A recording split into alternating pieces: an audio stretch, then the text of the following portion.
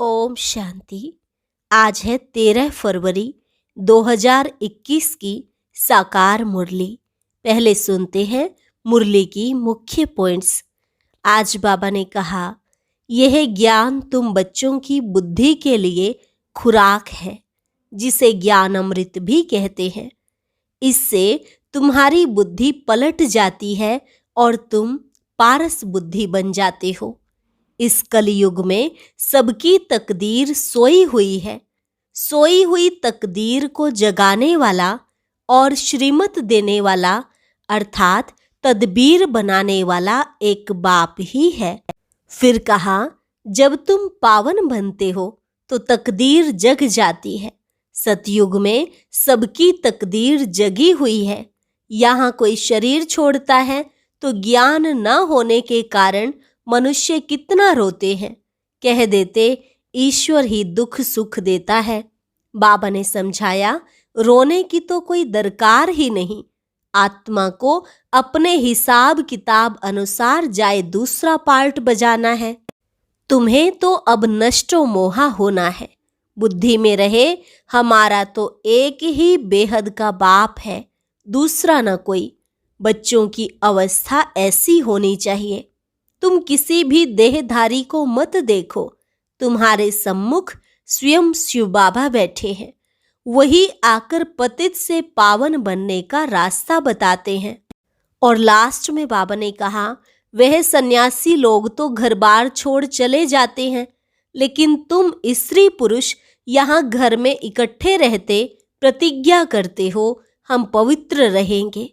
मूल बात है ही विकार की। तुमने 5 विकारों का संन्यास किया है तो नाम बदल जाता है। अभी तुम सच्चे राज ऋषि राजयोगी बने हो। अब सुनते हैं महावाक्यों को विस्तार से। मुरली का सार। मीठे बच्चे, तुम बाप के पास आए हो अपनी सोई हुई तकदीर जगाने। तकदीर जगना माना विश्व का मालिक बनना। प्रश्न, कौन सी खुराक तुम बच्चों को बाप समान बुद्धिवान बना देती है? उत्तर, यह पढ़ाई है तुम बच्चों के बुद्धि की खुराक। जो रोज पढ़ाई पढ़ते हैं अर्थात इस खुराक को लेते हैं, उनकी बुद्धि पारस बन जाती है। पारसनाथ बाप जो बुद्धिवानों की बुद्धि है, वह तुम्हें आप समान पारस बुद्धि बनाते हैं। गीत, तकदीर जगाकर आई हूँ। ओम शांति। गीत की लाइन सुनकर के भी मीठे मीठे बच्चों के रोमांच खड़े हो जाने चाहिए। है तो कॉमन गीत, परंतु इनका सार और कोई नहीं जानते। बाप ही आकर गीत शास्त्र आदि का अर्थ समझाते हैं। मीठे मीठे बच्चे यह भी जानते हैं कि कलयुग में सबकी तकदीर सोई हुई है। सतयुग में सबकी तकदीर जगी हुई है। सोई हुई तकदीर को जगाने वाला और श्रीमत देने वाला अथवा तदबीर बनाने वाला एक ही बाप है। वही बैठ बच्चों की तकदीर जगाते हैं। जैसे बच्चे पैदा होते हैं और तकदीर जग जाती है। बच्चा जन्मा और उनको यह पता पड़ जाता है कि हम वारिस हैं। हूबहू यह फिर बेहद की बात है। बच्चे जानते हैं कल्प कल्प हमारी तकदीर जगती है, फिर सो जाती है। पावन बनते हैं तो तकदीर जगती है। पावन गृहस्थ आश्रम कहा जाता है। आश्रम अक्षर पवित्र होता है। पवित्र गृहस्थ आश्रम, उनके अगेंस्ट फिर है अपवित्र पतित गृहस्थ धर्म। आश्रम नहीं कहेंगे, गृहस्थ धर्म तो सबका है ही, जानवरों में भी है। बच्चे तो सब पैदा करते ही हैं, जानवरों को भी कहेंगे गृहस्थ धर्म में है। अब बच्चे जानते हैं हम स्वर्ग में पवित्र गृहस्थ आश्रम में थे, देवी देवता थे। उन्हों की महिमा भी गाते हैं, सर्वगुण संपन्न 16 कला संपूर्ण। तुम खुद भी गाते थे। अब समझ से हो हम मनुष्य से देवता फिर से बन रहे हैं। गायन भी है, मनुष्य से देवता किए करत न लागी वार। ब्रह्मा विष्णु शंकर को भी देवता कहते हैं। ब्रह्मा देवताए नमः, फिर कहते हैं शिव परमात्माए नमः। अभी उनका अर्थ भी तुम जानते हो, वे तो अंधश्रद्धा से सिर्फ कह देते हैं। अब शंकर देवताए नमः कहेंगे, शिव के लिए कहेंगे शिव परमात्माए नमः। तो फर्क हुआ ना, वह देवता हो गया, वह परमात्मा हो गया। शिव और शंकर को एक कह नहीं सकते। तुम जानते हो हम बरोबर पत्थर बुद्धि थे, अब पारस बुद्धि बन रहे हैं। देवताओं को तो पत्थर बुद्धि नहीं कहेंगे। फिर ड्रामानुसार रावण राज्य में सीढ़ी उतरनी है, पारस बुद्धि से पत्थर बुद्धि बनना है। सबसे बुद्धिवान तो एक ही बाप है। अभी तुम्हारी बुद्धि में दम नहीं रहा है। बाप उनको बैठ पारस बुद्धि बनाते हैं। तुम यहाँ आते हो पारस बुद्धि बनने। पारसनाथ के भी मंदिर हैं, वहाँ मेले लगते हैं, परंतु यह किसको पता नहीं है कि पारसनाथ कौन है। वास्तव में पारस बनाने वाला तो बाप ही है। वह है बुद्धिवानों की बुद्धि, यह ज्ञान है। तुम बच्चों की बुद्धि के लिए खुराक, इससे बुद्धि कितना पलटती है। यह दुनिया है कांटों का जंगल, कितना एक दो को दुख देते हैं। अभी है ही तमो प्रधान रौरव नरक। गरुड़ पुराण में तो बहुत रोचक बातें लिख दी हैं। अभी तुम बच्चों की बुद्धि को खुराक मिल रही है, बेहद का बाप खुराक दे रहे हैं। यह है पढ़ाई, इसको ज्ञान अमृत भी कह देते हैं। कोई जल आदि है नहीं, आजकल सब चीज़ों को अमृत कह देते हैं। गंगा जल को भी अमृत कहते हैं।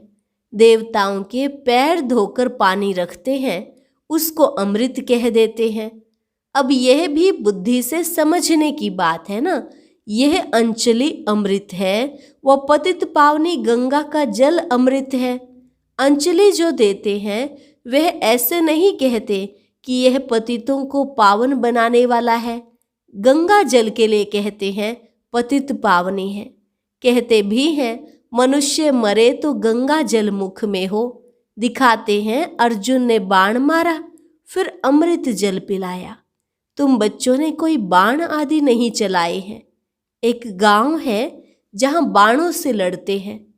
वहां के राजा को ईश्वर का अवतार कहते हैं। अब ईश्वर का अवतार तो कोई हो नहीं सकता। वास्तव में सच्चा सच्चा सतगुरु तो एक ही है, जो सर्व का सद्गति दाता है, जो सभी आत्माओं को साथ ले जाते हैं। बाप के सिवाय कोई भी वापस ले जा नहीं सकता। ब्रह्म में लीन हो जाने की भी बात नहीं है। यह नाटक बना हुआ है। सृष्टि का चक्र अनादि फिरता ही रहता है। वर्ल्ड की हिस्ट्री ज्योग्राफी कैसे रिपीट होती है, यह अभी तुम जानते हो, और कोई नहीं जानता। मनुष्य अर्थात आत्माएं अपने बाप रचयिता को भी नहीं जानती हैं। जिसको याद भी करते हैं और गॉड फादर।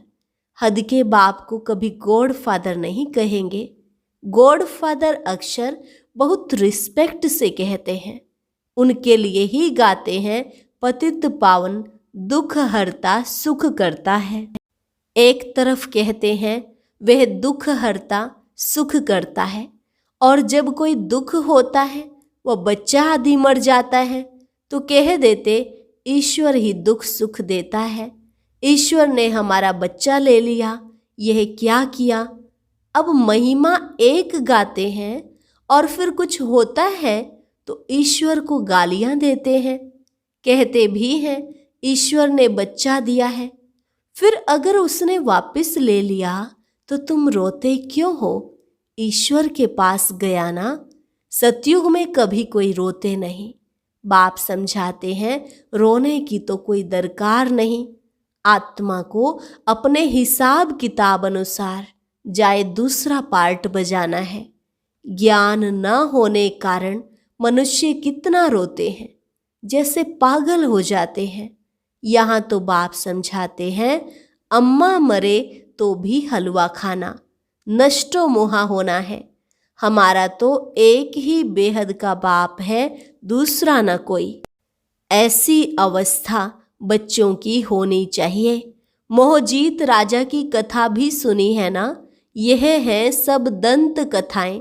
सतयुग में कभी दुख की बात नहीं होती, न कभी अकाले मृत्यु होती है। बच्चे जानते हैं हम काल पर जीत पाते हैं। बाप को महाकाल भी कहते हैं। कालों का काल तुमको काल पर जीत पहनाते हैं, अर्थात काल कभी खाता नहीं। काल आत्मा को तो नहीं खा सकता। आत्मा एक शरीर छोड़ दूसरा लेती है, उसको कहते हैं काल खा गया। बाकी काल कोई चीज नहीं है। मनुष्य महिमा गाते रहते, समझ से कुछ भी नहीं। गाते हैं अच्युतम केशवम, अर्थ कुछ नहीं समझ से। बिल्कुल ही मनुष्य समझ से बाहर हो गए हैं। बाप समझाते हैं यह 5 विकार तुम्हारी बुद्धि को कितना खराब कर देते हैं। कितने मनुष्य बद्रीनाथ आदि पर जाते हैं। आज 2 लाख गए, 4 लाख गए। बड़े बड़े ऑफिसर्स भी जाते हैं तीर्थ करने। तुम तो जाते नहीं, तो वह कहेंगे यह बीके तो नास्तिक हैं, क्योंकि भक्ति नहीं करते। तुम फिर कहते हो जो भगवान को नहीं जानते वो नास्तिक है। बाप को तो कोई नहीं जानते, इसलिए इनको ऑर्फन की दुनिया कहा जाता है। कितना आपस में लड़ते झगड़ते रहते हैं। यह सारी दुनिया बाबा का घर है ना। बाप सारी दुनिया के बच्चों को पतित से पावन बनाने आते हैं। आधा कल्प बरोबर पावन दुनिया थी ना। गाते भी हैं राम राजा, राम प्रजा, राम साहूकार है। वहाँ फिर अधर्म की बात कैसे हो सकती। कहते भी हैं वहाँ शेर बकरी इकट्ठे जल पीते हैं। फिर वहाँ रावण आदि कहाँ से आए, समझ से नहीं। बाहर वाले तो ऐसी बातें सुनकर हंसते हैं। तुम बच्चे जानते हो अभी ज्ञान का सागर बाप आकर हमें ज्ञान देते हैं। यह पतित दुनिया है ना। अब प्रेरणा से पतितों को पावन बनाएंगे क्या? बुलाते हैं हे पतित पावन आओ, आकर हमको पावन बनाओ। तो जरूर भारत में ही आया था। अब भी कहते हैं मैं ज्ञान का सागर आया हूँ। तुम बच्चे जानते हो शिव बाबा में ही सारा ज्ञान है। वही बाप बैठ बच्चों को यह सब बातें समझाते हैं। शास्त्रों में सब हैं दंत कथाएं। नाम रख दिया है व्यास भगवान ने शास्त्र बनाए। अब वह व्यास था भक्ति मार्ग का। यह है व्यास देव। उनके बच्चे तुम सुख देव हो। अब तुम सुख के देवता बनते हो। सुख का वर्षा ले रहे हो व्यास से, शिवाचार्य से। व्यास के बच्चे तुम हो, परंतु मनुष्य मूझ ना जाए इसलिए कहा जाता है शिव के बच्चे। उनका असल नाम है ही शिव। तो अब बाप कहते हैं किसी देहधारी को मत देखो, जबकि शिव बाबा सम्मुख बैठे हैं। आत्मा को जाना जाता है, परमात्मा को भी जाना जाता है। वह परम पिता परमात्मा शिव है। वही आकर पतित से पावन बनने का रास्ता बताते हैं। कहते हैं मैं तुम आत्माओं का बाप हूँ। आत्मा को रियलाइज किया जाता है, देखा नहीं जाता है। बाप पूछते हैं अब तुमने अपनी आत्मा को रियलाइज किया? इतनी छोटी सी आत्मा में अविनाशी पार्ट नूंधा हुआ है, जैसे एक रिकॉर्ड है। तुम जानते हो हम आत्मा ही शरीर धारण करती हैं। पहले तुम देह अभिमानी थे, अब देही अभिमानी हो। तुम जानते हो हम आत्मा 84 जन्म लेती हैं, उनका अंत नहीं होता। कोई पूछते हैं यह ड्रामा कब से शुरू हुआ? परंतु यह तो अनादि है, कभी विनाश नहीं होता। इनको कहा जाता है बना बनाया अविनाशी वर्ल्ड ड्रामा। तो बाप बैठ बच्चों को समझाते हैं, जैसे अनपढ़ बच्चों को पढ़ाई दी जाती है, आत्मा ही शरीर में रहती है। यह है पत्थर बुद्धि के लिए फूड, भोजन। बुद्धि को समझ मिलती है। तुम बच्चों के लिए बाबा ने चित्र बनवाए हैं, बहुत सहज हैं। यह है त्रिमूर्ति ब्रह्मा विष्णु शंकर। अब ब्रह्मा को भी त्रिमूर्ति क्यों कहते? देव देव महादेव एक दो के ऊपर रखते हैं, अर्थ कुछ भी नहीं जानते। अब ब्रह्मा देवता कैसे हो सकता? प्रजापिता ब्रह्मा तो यहाँ होना चाहिए। यह बातें कोई शास्त्रों में नहीं है। बाप कहते हैं मैं इस शरीर में प्रवेश कर इन द्वारा तुमको समझाता हूँ, इनको अपना बनाता हूँ, इनके बहुत जन्मों के अंत में आता हूँ। यह भी 5 विकारों का संन्यास करते हैं। संन्यास करने वाले को योगी ऋषि कहा जाता है। अभी तुम राज ऋषि बने हो, 5 विकारों का संन्यास तुमने किया है तो नाम बदलता है। तुम तो राजयोगी बनते हो, तुम प्रतिज्ञा करते हो। वह सन्यासी लोग तो घर बार छोड़ चले जाते हैं, यहाँ तो स्त्री पुरुष इकट्ठे रहते हैं, प्रतिज्ञा करते हैं हम विकार में कभी नहीं जाएंगे। मूल बात है ही विकार की। तुम बच्चे जानते हो शिव बाबा रचयिता है, वह नई रचना रचते हैं। वह बीज रूप सत्य चित्त आनंद का सागर, ज्ञान का सागर है। स्थापना विनाश पालना कैसे करते हैं यह बाप जानते हैं, मनुष्य नहीं जानते। फट से कह देते तुम बीके तो दुनिया का विनाश करेंगी। अच्छा, तुम्हारे मुख में गुलाब, कहते हैं यह तो विनाश के लिए निमित्त बनी है। न शास्त्रों को, न भक्ति को, न गुरुओं को मानती हैं, सिर्फ अपने दादा को मानती हैं। लेकिन बाप तो खुद कहते हैं यह पतित शरीर है, मैंने इनमें प्रवेश किया है। पतित दुनिया में तो कोई पावन होता नहीं। मनुष्य तो जो सुनी सुनाई बातें सुनते हैं वह बोल देते हैं। ऐसी सुनी सुनाई बातों से तो भारत दुर्गति को पाया है। तब बाप आकर सच सुनाए, सबकी सद्गति करते हैं। अच्छा, मीठे मीठे सिक्की लधे बच्चों प्रति मात पिता बाप दादा का याद प्यार और गुड मॉर्निंग। रूहानी बाप की रूहानी बच्चों को नमस्ते। रूहानी बच्चों की रूहानी बाप दादा को नमस्ते नमस्ते, गुड मॉर्निंग। धारणा के लिए मुख्य सार।